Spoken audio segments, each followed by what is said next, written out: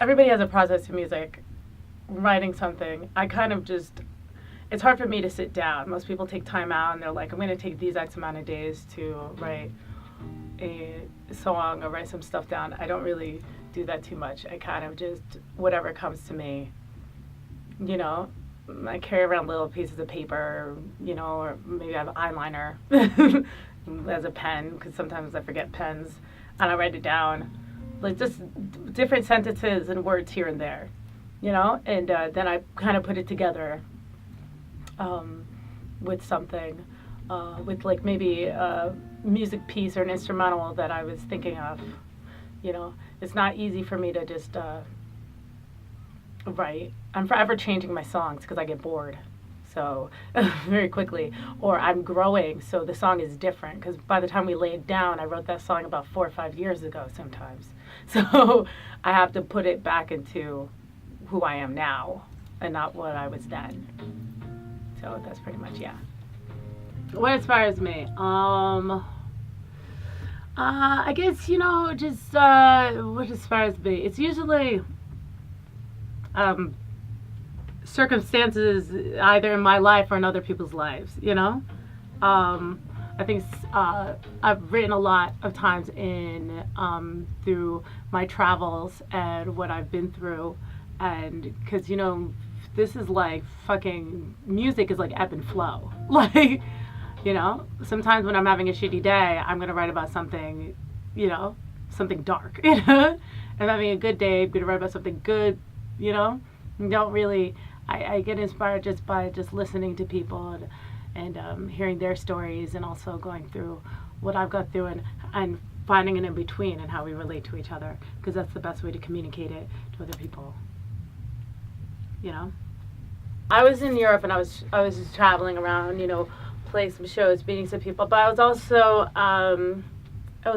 living in squats and different squat houses in Europe because I wanted, you know, it's different from. There's a squat house here called C Squat on Avenue C, and I've been out of there a couple times, see shows, hang out with friends, stuff like that.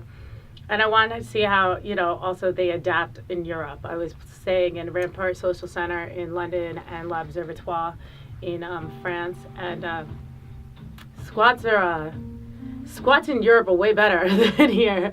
I was playing shows in London inside the squat, and it was pretty cool. And I like Europe the way they. I'm not going to say America doesn't do that, but I think we all have this trade-off of music that it's kind of like you bring this American music per se, you know.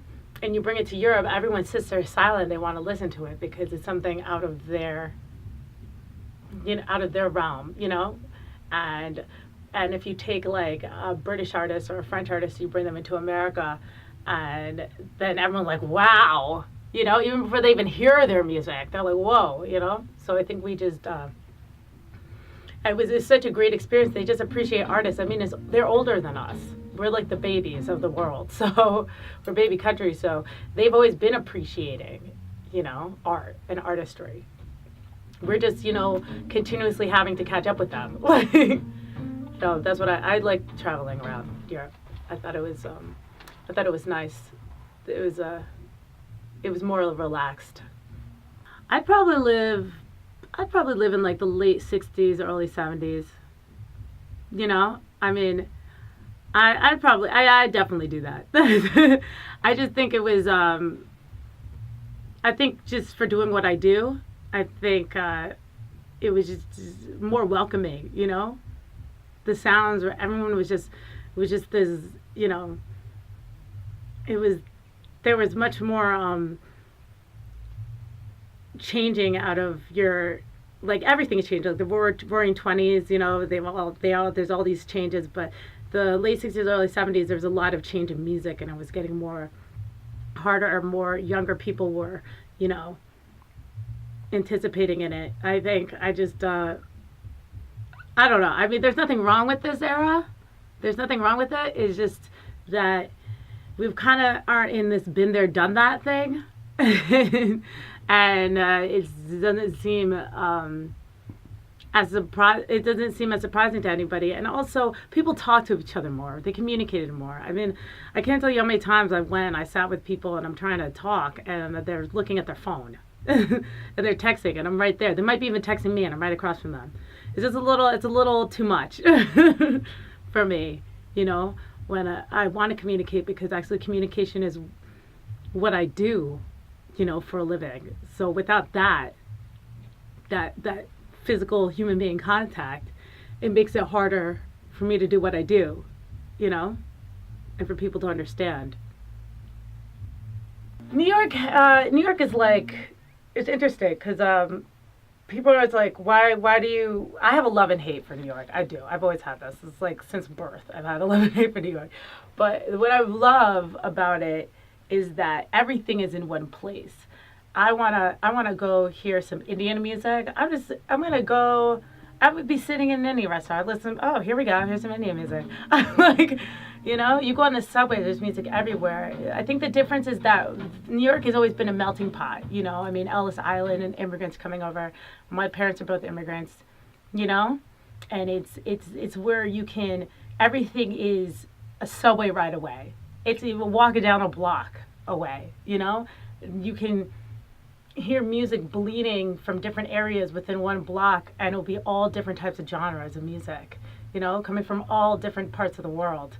And it's in one place. I mean, I don't know any other place that I've at least traveled to, where you can have everything at your hand, and just go and do it. Like, say, I just want to go listen to polka, you can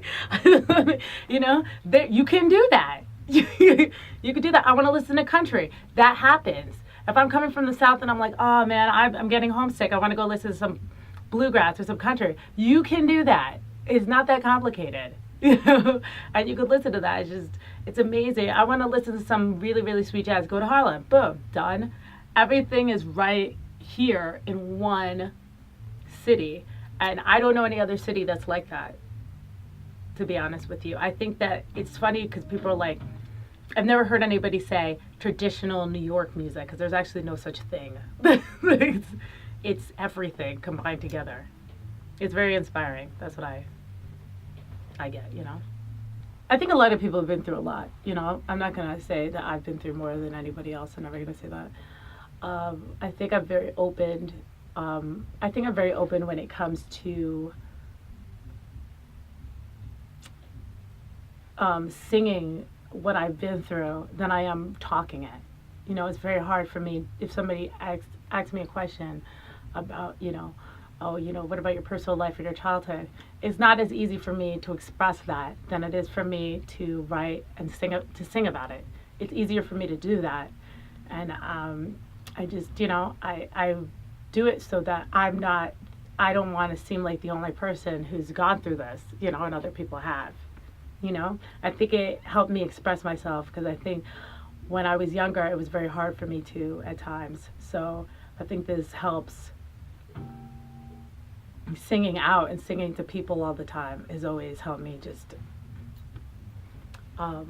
it's almost like therapy, if I have to say that. It's like a free therapist. It's like free therapy. People are like, why don't you do yoga? This is my yoga. This is my meditation. This is what I do. And yeah, I get crazy sometimes, and shit happens. But this is the only way that I can breathe and wake up. I feel like at least I accomplished one thing today, So that's what's up.